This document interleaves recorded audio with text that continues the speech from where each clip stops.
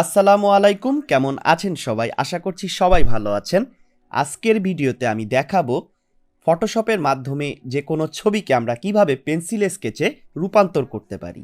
তার আগে আপনারা যদি এই চ্যানেলে প্রথম হয়ে থাকেন তাহলে অবশ্যই চ্যানেলটিকে সাবস্ক্রাইব করুন, সেই সাথে বেল আইকনটিতেও ক্লিক করুন যাতে পরবর্তী সকল ধরনের টিউটোরিয়াল পেয়ে যাবেন। তো সর্বপ্রথম আমরা ফটোশপটি ওপেন করে সেখান থেকে যে ছবিটির উপর স্কেচ করব সেটাকে ওপেন করব। ওপেন করে আপনারা দেখতে পাচ্ছেন এই ছবিটির উপরই আজ আমরা স্কেচ করব। তো সর্বপ্রথম আমাদের যে ব্যাকগ্রাউন্ড লেয়ারটি থাকবে সেটির একটি কপি লেয়ার নেব। তার জন্য আমি কন্ট্রোল জে প্রেস করার সাথে সাথেই কিন্তু আমাদের একটি কপি লেয়ার তৈরি হবে। এই কপি লেয়ারটির উপরই মূলত আমরা কাজ করব এবং ব্যাকগ্রাউন্ড লেয়ারটিকে এমনি রেখে দেব। তো কপি লেয়ারটিকে সিলেক্ট করে আমরা প্রথমেই চলে যাব হিউ স্যাচুরেশন টুলে। লেয়ারটিকে আমরা প্রথমে ব্ল্যাক অ্যান্ড হোয়াইট করে দিব। তার জন্য আমি যদি অ্যাডজাস্টমেন্ট লেয়ারে যাই এবং অ্যাডজাস্টমেন্ট লেয়ার থেকে আপনারা দেখতে পাবেন হিউ স্যাচুরেশন টুল নামে একটি টুল আছে, সেই টুলটি আমরা ওপেন করব। তো হিউ স্যাচুরেশন টুল ওপেন করার সাথে সাথে আপনারা দেখতে পাবেন প্রপার্টিসে হিউ স্যাচুরেশন টুলের একটি প্যানেল চলে এসেছে এবং সেখান থেকে স্যাচুরেশন আমরা একেবারে -100 করে দিব।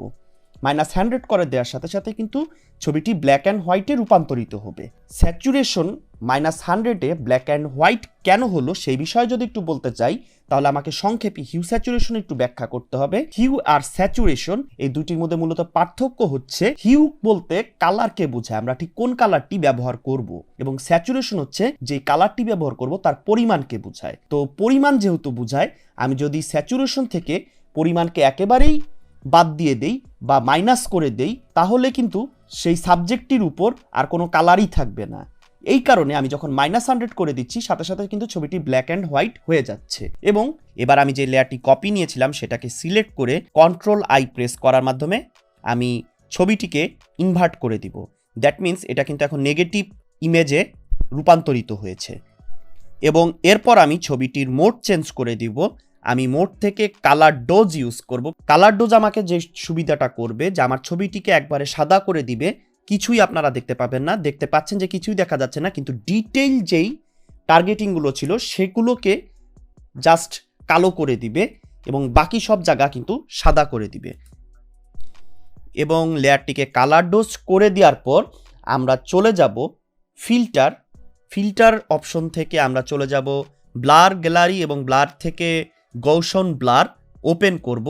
গৌশন ব্লার থেকে ওপেন করে আমরা এটার কিছুটা ব্লার করে দিব। আপনারা দেখতে পাচ্ছেন আমি যদি এর রেডিয়াস একবারে কমিয়ে দেই তাহলে কিন্তু ঠিক যেরকম কালার ডোজ অবস্থায় ছিল সেরকম অবস্থায় আছে, কিন্তু আমি যদি এটার গৌশন ব্লারটিকে আরও বাড়িয়ে দিতে থাকি, একবারে বেশি বাড়িয়ে দেই, তখন কিন্তু ছবিটি আবার আগের মতো হয়ে যাবে। তো আমি এমন একটা পর্যায়ে রাখার চেষ্টা করব যাতে এটাকে একটা পেন্সিল স্কেচের মতো দেখা যায়। তো এক একজনের ছবি এক এক রকম পরিমাণ রেডিয়াস রাখতে হবে। আপনারা যে ছবিটি ইউজ করবেন সেটা আপনারা নিজেরাই বুঝতে পারবেন যে কতটুক রেডিয়াসের পরিমাণ রাখতে হবে। এটাকে আমি 30 কাছাকাছি রেডিয়াস রেখে ওকে ক্লিক করে দিব।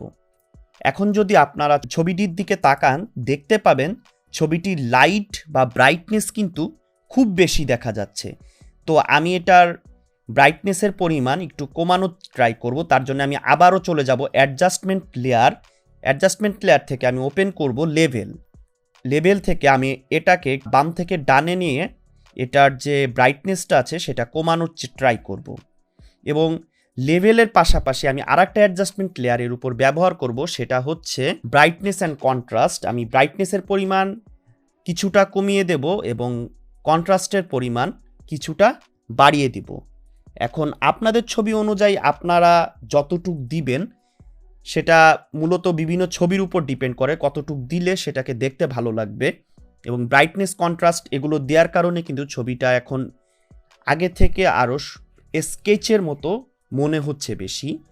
এবং আপনি যদি এখন এটাকে জুম করি তাহলে দেখতে পাচ্ছেন যে এখানে কিন্তু ফেসটা পেন্সিল কালার এসেছে, কিন্তু পেন্সিলের যেই দাগ পড়ে ঠিক যেভাবে সেরকম কিন্তু দেখতে মনে হচ্ছে না, কারণ এর উপর আমাকে কিছু টেক্সচার ইউজ করতে হবে। এটাকে কিন্তু রিয়েলিস্টিক যে পেন্সিলের দাগ দিলে ঠিক যেরকম লাগে সেরকম মনে হচ্ছে না। তার জন্য আমার এই ছবিটির উপর কিছুটা স্কেচের জন্য কিছুটা টেক্সচার আমি এখানে ব্যবহার করব।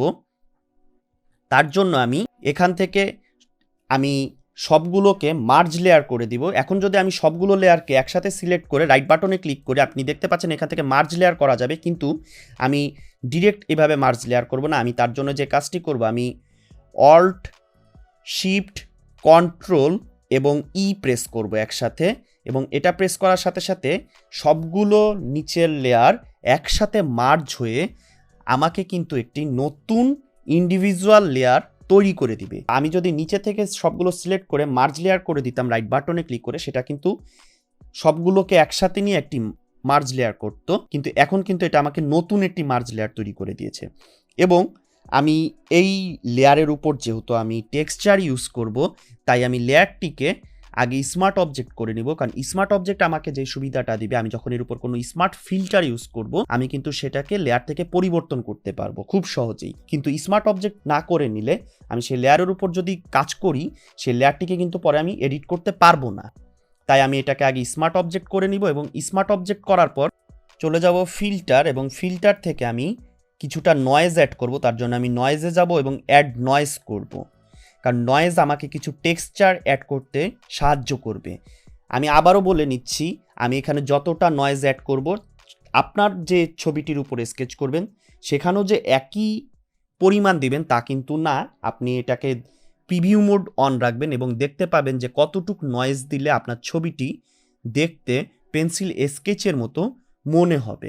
আমি একটা মিডিয়াম সাইজ করে দিচ্ছি, 10/11 এরকম কিছুটা রেখে দিব, বা 12-13 এরকম কিছু রেখে দিব। রেখে আমি এরপর চলে যাব নয়েজ থেকে শার্পেন, আবারও ফিল্টারে চলে যাব। ফিল্টার থেকে শার্পেন ওপেন করে এখানে আমি স্মার্ট শার্পেন ইউজ করব। এখান থেকে শার্পনেস আমি কিছুটা বাড়ানোর ট্রাই করব এবং এটাকে ওকে প্রেস করব। আপনারা আপনাদের ছবি অনুযায়ী এটা করবেন। এখন যদি আমি ছবিটিকে জুম করি, আপনি দেখতে পাবেন যে ফেস বা অন্যান্য সব কিছুই কিন্তু পেন্সিল স্কেচের মতো চলে এসেছে, কিন্তু হেয়ার যেগুলো আছে এটা কিন্তু এখনও পেন্সিল স্কেচের মতো লাগছে না।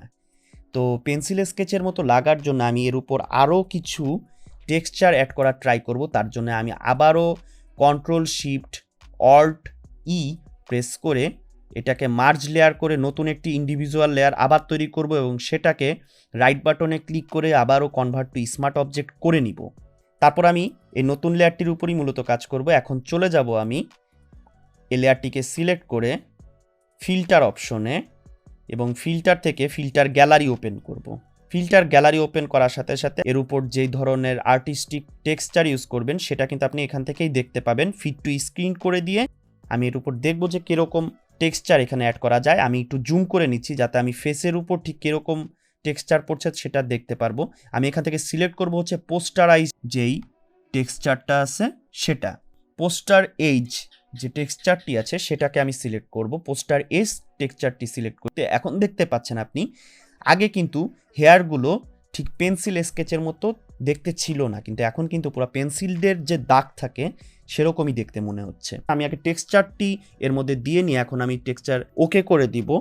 এখন আপনারা দেখতে পাচ্ছেন আমি যদি এই ছবিটিকে জুম করি, জুম করলে টেক্সচার অ্যাড হয়েছে, শুধু যে চুলের উপর তা কিন্তু না, পুরো ছবিতেই কিন্তু অ্যাড হয়েছে। তো আমাকে অবশ্যই স্ক্রিন থেকে এই টেক্সচারগুলো মুছে দিতে হবে, তা না হলে কিন্তু আপনি যখন পেন্সিল স্কেচ করি, আপনি কোনো পেন্সিল স্কেচের যদি কোনো ছবি দেখেন, আপনি কিন্তু অবশ্যই দেখবেন যে ফেসের উপর কিন্তু কোনো দাগ থাকে না। তাই আমার এই দাগগুলো মুছে দিতে হবে। তো যেহেতু এই লেয়ারটিতেই টেক্সচারগুলো পড়েছে, তো আমি যদি এই লেয়ার থেকেই ফেসের দাগগুলো মুছতে চাই, আমি এখানে দেখতে পাচ্ছেন যে লেয়ার মাস্ক অপশনটি আছে, সেটার মাধ্যমে লেয়ার মাস্ক করে দিব। এবং আপনারা জানেন লেয়ার মাস্ক আমাদেরকে হেল্প করে, যে লেয়ারটি আছে তার উপর থেকে যদি আমরা কোনো অংশ মুছে দিতে চাই সেটা আমাদের লেয়ার মাস্ক করে থাকে।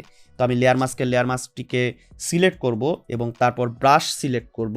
অবশ্যই আমাকে ব্ল্যাক রাখতে হবে ফোরগ্রাউন্ডে, কারণ ব্ল্যাক আমাকে মুছতে সাহায্য করবে এবং হোয়াইট আমাকে কোনো কিছু বেশি মুছে ফেললে সেটাকে আবার ব্যাক আনতে সাহায্য করবে।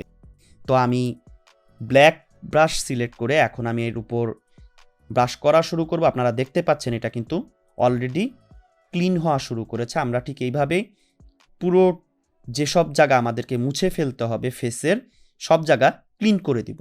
আমি যেসব জায়গা ডিটেল টার্গেট রাখতে চাই সেসব জায়গা আমি ক্লিন করব না, জাস্ট ফেস যেসব জায়গা পেন্সিলের কোনো দাগ থাকবে না সেগুলোই ক্লিন করে দিব।